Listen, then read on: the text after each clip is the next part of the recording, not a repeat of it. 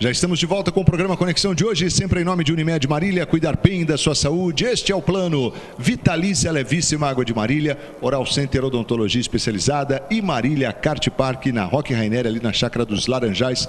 Emoção pra valer, Marília Kart Park. Vá conhecer. Programa Conexão de hoje, batendo um papo aqui com o professor Dr. Luiz Domingos Melges, médico, neurologista, professor da Faculdade de Medicina de Marília, falando aqui sobre esclerose múltipla nesse mês aí que é celebrado aí o mês da esclerose múltipla, para lembrar a conscientização realmente desta importante doença. A gente já falou aqui um pouco sobre os primeiros sinais, os sintomas, né? O que é a esclerose múltipla, já falamos aqui como se faz o diagnóstico, começamos a falar um pouco sobre a questão do tratamento, né? E eu queria falar aqui, doutor, das consequências, caso o indivíduo demore para iniciar o tratamento, como é que é a evolução da doença? Então, infelizmente, né, nem sempre a gente gostaria de... nós gostaríamos de pegar sempre o paciente numa fase inicial, né? Medicina é isso, por isso que chama-se, a gente sempre tenta fazer o que chama medicina preventiva, quer dizer, o mais cedo possível que você faça o diagnóstico de uma patologia, a resposta é completamente diferente, mas não é assim, a realidade não é essa. Muitas vezes os pacientes chegam até nós já com uma fase avançada da doença. Existe uma classificação que você vai de 0 a 10, uma nota que você dá baseado na incapacidade física da pessoa. Então, a maior parte dos pacientes que chegam com a gente já está na nota 4, 5. 10 é que está na cama, não anda mais, né? Já está acamado, 9 e 10, não movimenta nada. Então, você veja, ele já chega para a gente mais ou menos na fase 4, 5, né? Muitas vezes. Então, já tem sequelas. É claro que a gente tem que tratar e começar a tratar as sequelas, né, desse paciente. A reabilitação. A reabilitação é importantíssima, né? Alterações motoras. É como se o paciente tivesse tido um AVC também. Aliás, é muito parecido os sintomas, né? As manifestações neurológicas. Então, se ele tem uma paralisia, você tem que reabilitar aquele membro, você tem que reabilitar se ele tem problema de urina por lesão na medula, então bexiga, né, comprometida. Então, tem todo um processo de reabilitação. Agora, nós temos a luta nossa com esses pacientes é não deixar a doença evoluir. Essa sempre foi. A esclerose múltipla, a nossa luta é assim, segurar a doença ao máximo naquela nota, por exemplo, se ele chegou na nota 1, não deixar ir para 2, 3 e 4, quer dizer, está no 1 só. Se está no 0, na fase inicial, que a gente pega às vezes paciente 0, e não deixar ele para 1, 2, 3, entendeu? Pegar no 0 é excelente, né? Excelente, nós temos paciente 0. Então, que foi feito diagnóstico assim, bem precoce, né? Teve uma neurite, foi lá, fez a ressonância e mostrou que já tinha lesão. Começou a tratar.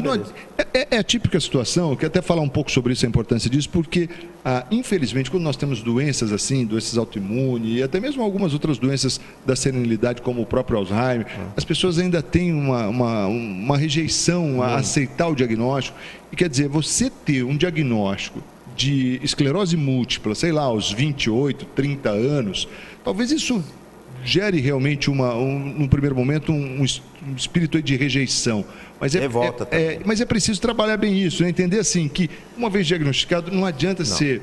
Inicia para que isso não se propague, né, doutor? Porque... E felizmente, isso que você está falando realmente é real. E nós temos o lado bom, nós temos aqueles pacientes que...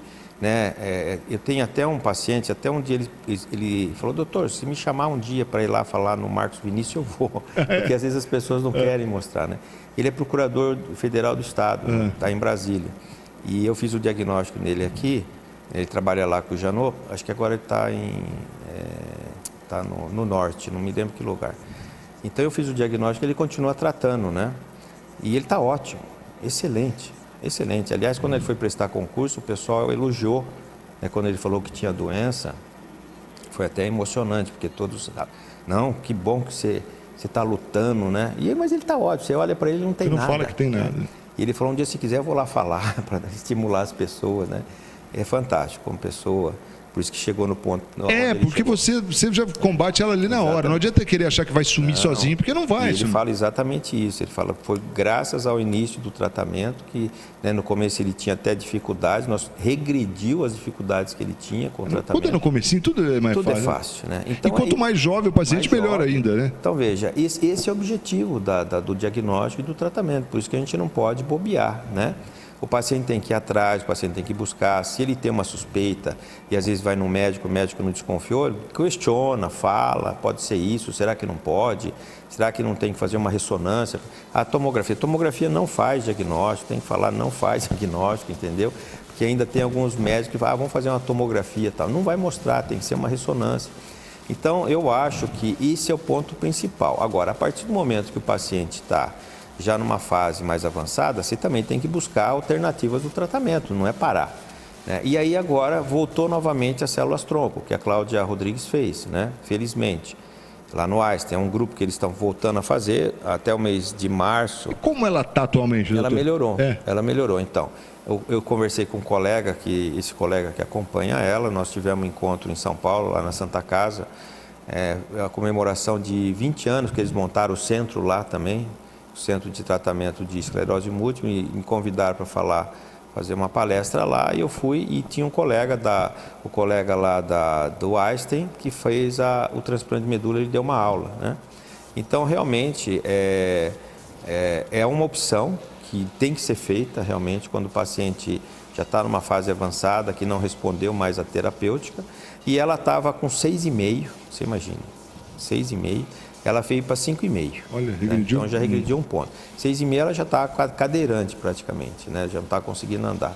Agora ela voltou a andar, está andando com uma certa dificuldade, mas voltou a andar. Quer dizer, isso é muito bom, né? Então, quem sabe, nós não sabemos, porque agora fez 1 ano e 2 meses que ela fez o transplante. Então, quem sabe agora daqui para frente, esse processo, né, continue a melhorar, né, a regenerar esses neurônios, e quem sabe ela volta para um número até menor, não sei. São experiências que estão sendo aí que a gente feitas, vai saber, né, da eficácia. Mas só de até ter esse um ponto já é uma coisa fantástica. Eu acho que isso já é... Porque imagine, ela estava indo para... Você chega num nível 6, por exemplo, já é muito avançado, né? E veja, ela já estava indo para um estado muito avançado, né? Provavelmente ia chegar ao 8, 9, e com o transplante bloqueou e regrediu. Então, eu acho que é um tratamento aí que ainda não foi liberado ainda pelo governo, né? Como alto custo, mas eu tenho certeza que a hora que provar que é um tratamento que funciona, logo nós vamos ter também locais, estruturas para fazer isso através do SUS, né? Porque ela fez no Einstein, não sei como é que foi o sistema lá, mas eu acredito que mais cedo ou mais tarde a gente vai ter essa estrutura montada em outros centros do estado, universidades, né, para começar a fazer isso aí. Então, para a gente até fechar esse tema, doutor, o importante mesmo é, ao menor sinal, ao menor dúvida, não titubear, pensar mesmo em alguns pontos, conforme essa questão do nervo óptico. Nevralgia do trigêmeo, sinais de paralisia, sinais de adormecimento, alterações na perna. E principalmente na faixa etária de 20 a 50 anos. 50 anos, isso é importantíssimo. Até antes, né, de 15 a 50 anos. Né? Isso é importantíssimo. Eu acho que esse é o dado mais importante que a gente tem que ter, porque é uma pessoa jovem e que não teve nada de antecedentes, isso é importante falar. Ou seja, não tem nenhuma doença de base, né? Não tem diabetes, não tem pressão alta, não tem nenhum quadro infeccioso, não tem nada. Quer dizer, de repente é uma pessoa rígida. Não teria por que um indivíduo ter aquilo ali. Ter isso aí. Então, esse é o ponto mais importante no diagnóstico da doença, né? Doutor, a gente tem alguns minutinhos ainda, aproveitar que o senhor tocou num ponto que um dos alertas é a questão da nevralgia, do trigêmeo aí, né? Essa questão do trigêmeo, por que isso, são vários fatores que podem desencadear essa... O nervo trigêmeo é o nervo que dá a sensibilidade do nosso rosto, são 3 ramos, tem um ramo que pega essa parte superior, um que pega a parte maxilar e outro que pega a parte mandibular, é o nervo que inerva os dentes, né? Por isso que às vezes a pessoa tem um processo do nervo trigêmeo, pensa que é um problema dentário e não é. É do nervo trigêmeo. O que chama a atenção do nervo trigêmeo, por exemplo, o quadro clínico é muito característico. A pessoa não pode tocar. Se ele tocar naquele local, ou aqui embaixo, ou aqui, ou na parte de cima, dispara. É como se fosse um gatilho. Fala que é um gatilho, né? um trigger que dispara ali e a dor é insuportável. Os pacientes falam que é um choque tremendo, não consegue nem lavar o rosto, não consegue nem passar nada, não consegue comer, não consegue mastigar, não consegue engolir, de tão intensa que é a dor, né? Agora, as causas, realmente você tem que investigar. Às vezes tem causas idiopáticas, que você não consegue explicar porque o nervo... A explicação é como se o nervo perde o controle, ele fica no estado de hiperexcitação, né? Uma coisa que fica excitando ele. Agora, pode ser por um processo, no caso que eu falei da esclerose múltipla, por uma inflamação, um processo inflamatório autoimune. Pode ser um tumor que cresça ali perto do nervo trigêmeo e comprime o nervo e começa a dar esse estímulo. Pode ser um processo vascular, alguma coisa, um aneurisma, uma malformação que também vai desenvolver e comprimir o nervo trigêmeo. Então, tem que ser investigado. É uma patologia que tem necessidade de ser investigada, né? Não pode você tratar a nevrose do sêmen, pelo menos sem pedir um exame de imagem, no mínimo uma tomografia, para ver se ali tem ou não tem alguma alteração para explicar aquele sintomatologia que o paciente tem. E aí você consegue, hoje você tem alguma terapêutica? Então, existe uma medicação que você usa, que inclusive é um medicamento para tratar a epilepsia, né? Que é a carbamazepina, que você dando, o paciente melhora muito. Quando não responde ao tratamento com a carbamazepina, existe um tratamento que o pessoal faz em São Paulo, no hospital em São Paulo, especializado nisso, que você introduz uma agulha através de um orifício do rosto, você vai até a região do núcleo do nervo e dá uma descarga elétrica ali, e você bloqueia então. É uma coisa fantástica. E sabe que você pensou nisso, eu pensei na hora no tal do Botox. Falei, será que se você colocar... Então, o Botox também está sendo usado, isso que eu esqueci de falar, o Botox também. O Botox, alguns colegas começaram a usar, eles acham que melhora também, né, para essas nevralgias. Mas perde. Às vezes a dor é tão intensa que o paciente não consegue, você não consegue bloquear. Então, esse tratamento, quando vai lá, eu me lembro de um paciente que ele já não conseguia comer nada, tinha emagrecido acho que 15, 20 quilos. E aí o irmão dele falou, doutor, não tem? Eu falei, tem esse médico lá no hospital, assim, que ele faz. Disse que saiu sorrindo, falou, para numa churrascaria que eu quero comer um churrasco. Tá brincando? É uma coisa maluca, cara. Foi uma coisa assim, ele falou assim, não acreditei. Ele saiu do hospital, falou, vamos numa churrascaria que eu quero comer uma carne. Sofrendo também. Brincadeira, né? E aí ele vai lá e tem uma descarga no nervo. Ele entra no núcleo do nervo lá e dá uma descarga elétrica e bloqueia. E em alguns casos, se for a questão do tumor que gerou, aí você tem que fazer cirurgia, tem que operar. Tudo que está ali comprimindo o nervo, se é uma questão mecânica, você tem que tirar.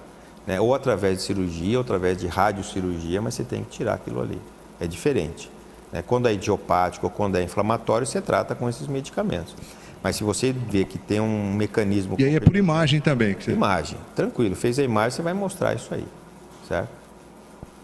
Fantástico. Está aí, portanto, a gente conversou aqui hoje com o professor Dr. Luiz Domingos Melges, médico, neurologista, professor da Faculdade de Medicina de Marília, falando com a gente aqui. A gente falou agora sobre o trigêmeo, mas a gente abordou no programa de hoje, em especial, o assunto aqui foi a esclerose múltipla, já que nós estamos no mês de maio, que é um mês onde se celebra aí o mês da conscientização da esclerose múltipla. A gente lembrou aqui alguns casos importantes, em especial da Cláudia Rodrigues, né, e a evolução realmente do tratamento, que hoje já tem até essa questão das células-tronco, claro que ainda em pesquisa, né, lá no Einstein, mas é bom a gente ficar por dentro e mais do que isso, a questão do diagnóstico precoce. Isso é o mais importante, que qualquer sintoma, qualquer sinal aí, você possa realmente estar pensando nisso. E o bom é a gente saber também que em Marília nós temos isso através da faculdade aí, esse serviço já credenciado, pronto para fazer diagnóstico, para tratar, é o mais importante. Doutor, mais uma vez, muito obrigado, foi uma honra tê-lo aqui e vamos torcer para que realmente os diagnósticos aconteçam de forma precoce. Bom é não ter a doença, mas se tem, vamos tratar logo, né? Então, eu acho que, sabe, Marcos, acho que eu já comentei isso algumas vezes, algumas pessoas querem voltar ao passado e falar, nossa, como era bom naquela época. Não era bom, não. Hoje que é bom e vai ser melhor no futuro, entendeu? Porque quanto mais a gente vê o avanço da tecnologia, muito melhor para nós, seres humanos, né? Você consegue ter uma sobrevida maior, você consegue fazer melhores diagnósticos. Então, é um investimento, quando as pessoas falam, é caro. Não é caro. Quando você trata de doença, patologias, né, e sobrevida, não tem preço. Cara, não tem saída, né? Não tem preço. Obrigado mais uma vez, doutor. Prazer estar aqui com você, você sabe disso. Legal. Professor Dr. Luiz Domingos Melges, médico, professor da Faculdade de Medicina de Marília, FAMEMA, e neurologista com a gente aqui no programa Conexão de hoje, que fica por aqui. A gente está de volta amanhã com mais um tema, sempre em nome de Unimed Marília. Cuidar bem da sua saúde, esse é o plano. Vitalícia Levíssima Água de Marília, Oral Center Odontologia Especializada e Marília Kart Park. Ótima noite a todos, fiquem com Deus e nós estaremos de volta com o programa Conexão amanhã. Não saia daí não, porque a programação da TV Marília está recheada de coisa boa para você. Um grande abraço, Deus abençoe a todos, ótima noite e até a próxima.